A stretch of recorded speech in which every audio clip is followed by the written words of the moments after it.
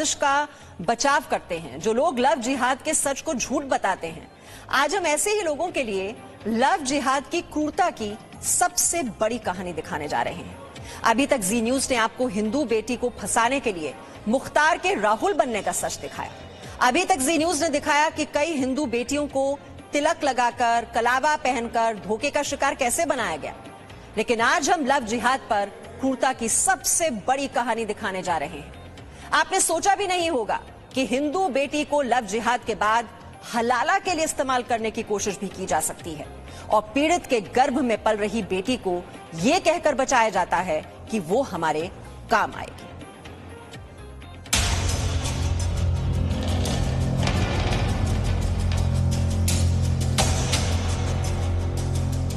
इसने हमेशा जबरदस्ती नॉनवेज खिलाया और बोलता था तुम मुस्लिम हो गई हो, तुम्हें गाय का मीट खिला दिया, भैंसे का मीट खिला दिया है। ये मेरे पास 2 बार उस मस्जिद के मौलवी को लेकर आया था, तुम्हें खुश करना है। अल्ट्रासाउंड करा कर पता करता है कि वो बेटी है तो कहता है हाँ बेटी भी अच्छा काम ही आएगी।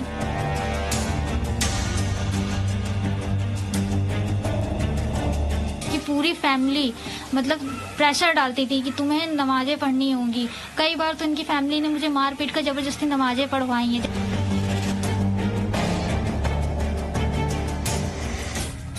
कानपुर की ये बेटी लव जिहाद की क्रूरता की जीती जागती कहानी है।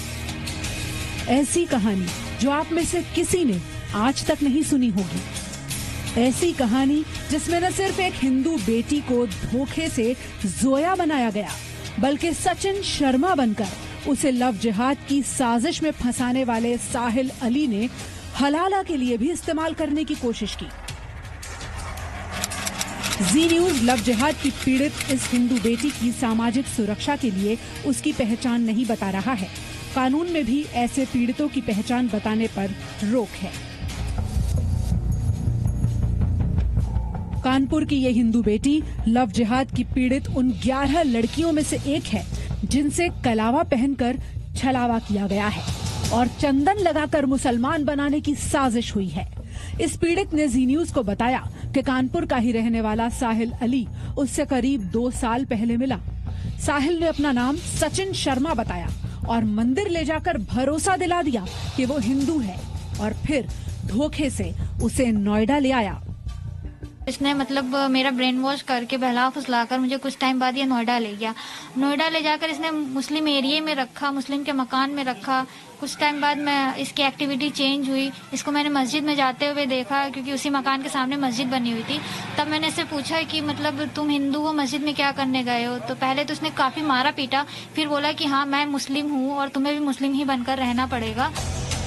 पीड़िता ने जी न्यूज को बताया कि साहिल के धर्म का खुलासा होते ही वो उसे जबरन मांस खिलाने लगा। गो मांस भी खिलाया गया और कहा गया कि अब वो मुसलमान बन चुकी है। पीड़ित का धर्म बदलकर, नाम बदलकर जोया रख दिया गया। लेकिन लव जिहाद की क्रूरता इसके आगे शुरू हुई जब साहिल पीड़ित पर एक मौलवी को खुश करने का दबाव डालने लगा। ये मेरे पास 2 बार उस मस्जिद के मौलवी को लेकर आया था, तुम्हें खुश करना है, तुम इनको खाना पीना खिला के खुश कर दो। हमने कैसे खुश कर दे, क्या मतलब है। तब इसने बोला कि नहीं तुम्हें मतलब इनके साथ संबंध बनाना है। मैंने जैसे तैसे करके वहाँ पे अपनी इज्जत बचाई। कुछ लोगों का आना जाना वहाँ स्टार्ट हो गया उसी मकान में और मौलवी साहब की नमाज का टाइम हो गया तो वो चले गए। फिर कुछ टाइम बाद मुझे पता पड़ता है कि मैं प्रेग्नेंट हूँ। तो फिर ये पहले तो कहता है कि अबॉर्शन कर दो, नहीं रखना बच्चा मुझे। सोचिए लव जिहाद की साजिश में शामिल लोगों की कितनी घिनौनी सोच थी कि पहले पीड़ित पर मौलवी को खुश करने का दबाव डाला गया। जब कुछ वक्त बाद पीड़िता गर्भवती हुई तो अबॉर्शन का दबाव डाला गया। लेकिन जब ये पता चला कि पीड़ित के गर्भ में एक बेटी है तो कहा गया कि होने वाली बेटी उनके काम आएगी। अल्ट्रासाउंड करा कर पता करता है कि वो बेटी है तो कहता है हाँ बेटी भी अच्छा काम ही आएगी, ठीक है। फिर बेटी जब मेरी होती है 1-2 महीने मेरे साथ रहती है। उसके बाद ये मेरी बेटी को अपने कानपुर अपने घर वालों के पास फिर भेज देता है और उसी बात का मतलब बहाना बनाकर ब्लैकमेल करता रहता है कि अगर तुम मेरे साथ नहीं रही, किसी को कुछ बताया तो मैं तुम्हें मार दूंगा। पीड़ित लड़की ने अपने परिवार से मदद मांगने की कोशिश की लेकिन परिवार नाराज था क्योंकि उसने अपनी मर्जी से घर से निकलकर शादी कर ली थी। पीड़िता की घर लौटने में मदद सिर्फ उसकी नानी ने की। मेरी नानी ने मेरी बातचीत सुनी, जब उन्होंने मतलब सुना कि मैं किस तरह से रखी जा रही हूँ, मुझे कितनी प्रताड़ना मिल रही है, तो उन्होंने बोला ठीक है बेटा तुम आ जाओ, मैं तुम्हें रखूँगी, कोई साथ दे या ना दे।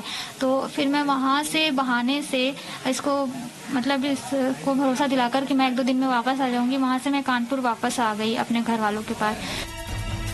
पीड़ित कानपुर में अपनी नानी के घर लौट आई, लेकिन साहिल ने उसका पीछा नहीं छोड़ा। वो उसे लगातार धमकाता रहा कि उसकी नवजात बेटी को मार देगा और उसके वीडियोस वायरल कर देगा। इन धमकियों से टूटकर पीड़ित कानपुर में ही साहिल के परिवार के साथ रहने लगी। हालांकि नोएडा में अकेला साहिल था, लेकिन कानपुर में साहिल का पूरा परिवार उसके धर्म परिवर्तन का दबाव डालने लगा। कि पूरी फैमिली प्रेशर डालती थी कि तुम्हें नमाजें पढ़नी होंगी। कई बार तो इनकी फैमिली ने मुझे मार पीट कर जबरदस्ती नमाजें पढ़वाई हैं, जबरदस्ती नकाब पहना कर ले गए हैं, और कई बार नॉनवेज खिलाया हुआ है, और हमेशा यही कहते थे कि तुम्हें बस यही धर्म अपनाना पड़ेगा। पीड़ित साहिल के परिवार से भाग निकली। इसी गुस्से में एक दिन साहिल ने उसे मिलने के लिए धोखे से बुलाया और चाकुओं से हमला कर दिया, लेकिन आसपास मौजूद लोगों की वजह से वो बच गई। अस्पताल में लड़की का इलाज हुआ। बाद में पीड़ित की शिकायत के बाद साहिल के खिलाफ FIR दर्ज हुई। और अब लव जिहाद कानून बनने के बाद साहिल और उसके जैसे जिहादियों की जगह जेल तय हो चुकी है। दिल्ली से विशाल पांडे के साथ ब्यूरो रिपोर्ट, जी न्यूज।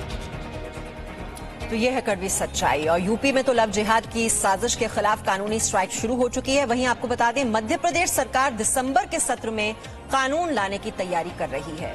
हम चलते हैं भोपाल में, हमारे संवाददाता विवेक इस वक्त हमारे साथ हैं। विवेक, ये बताइए मध्य प्रदेश में कितना सख्त कानून लाने की तैयारी हो रही है लव जिहाद के खिलाफ?